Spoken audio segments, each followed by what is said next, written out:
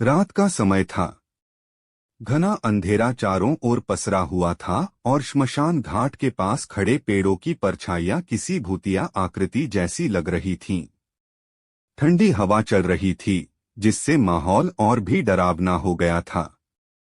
उसी श्मशान में एक नई लाश लाई गई थी, एक जवान लड़के की, जिसका नाम अर्जुन था।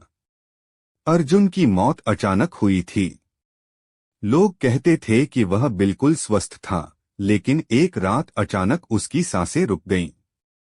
डॉक्टर भी कुछ समझ नहीं पाए।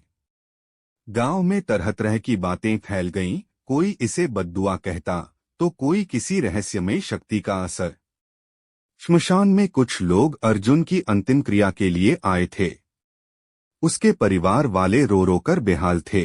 पंडित जी मंत्र पढ़ रहे थे और लकड़ियां सजाई जा रही थीं।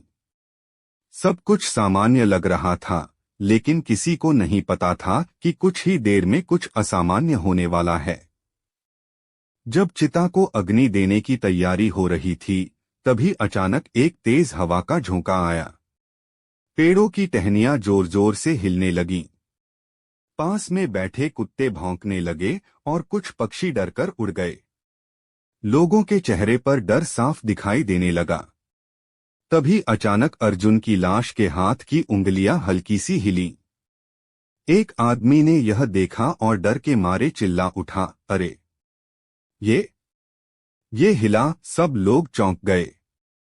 पहले तो किसी ने विश्वास नहीं किया, लेकिन तभी अर्जुन का पूरा हाथ धीरे धीरे ऊपर उठने लगा। उसके चेहरे पर हल्की हरकत हुई, जैसे वह सांस लेने की कोशिश कर रहा हो। अब तो वहां अफरा तफरी मच गई। कुछ लोग भागने लगे, कुछ डर के मारे वहीं जड़ हो गए। अर्जुन के पिता कांपते हुए आगे बढ़े और बोले, अर्जुन बेटा। अचानक अर्जुन की आंखें खुल गईं।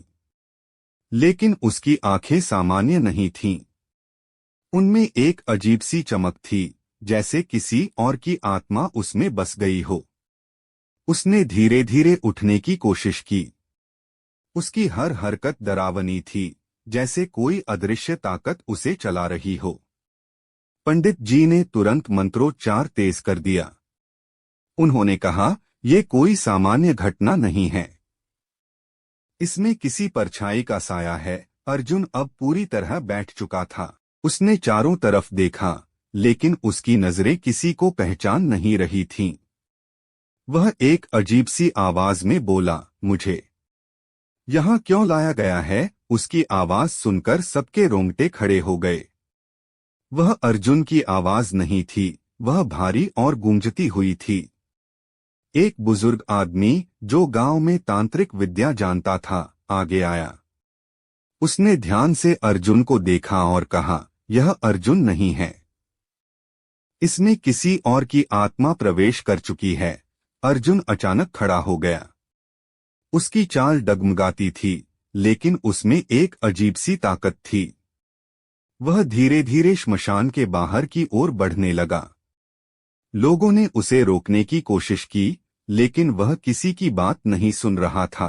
उसकी आंखें लाल हो गई थीं और चेहरा क्रोध से भरा हुआ था। तांत्रिक ने तुरंत अपनी थैली से कुछ राख निकाली और अर्जुन के ऊपर फेंकी। जैसे ही राख उसके शरीर पर पड़ी, अर्जुन जोर से चीखा और जमीन पर गिर पड़ा। उसे रोको, तांत्रिक चिल्लाया। अगर यह बाहर गया तो बड़ी अनहोनी हो सकती है। अर्जुन जमीन पर तड़पने लगा। उसकी आवाज बदल कर अलग अलग स्वर निकाल रही थी, कभी रोने जैसी, कभी हंसने जैसी। तांत्रिक ने आंखें बंद करके कुछ मंत्र पढ़े और एक त्रिशूल जमीन में गाड़ दिया। धीरे धीरे अर्जुन का शरीर शांत होने लगा। कुछ देर बाद उसने आंखें खोलीं। इस बार उसकी आंखें सामान्य थीं। वह हांफते हुए बोला, मैं कहाँ हूँ? उसके पिता दौड़कर उसके पास आए और उसे गले लगा लिया। सबकी आंखों में आंसू थे, डर के भी और खुशी के भी। तांत्रिक ने गंभीर स्वर में कहा, तुम्हारी मौत अधूरी थी। तुम्हारी आत्मा शरीर से पूरी तरह अलग नहीं हुई थी। लेकिन इसी बीच एक भटकती आत्मा ने तुम्हारे शरीर पर कब्जा करने की कोशिश की। अगर हम समय पर नहीं आते तो तुम्हारा शरीर हमेशा के लिए उस आत्मा का घर बन जाता। अर्जुन धीरे धीरे सब कुछ समझने लगा।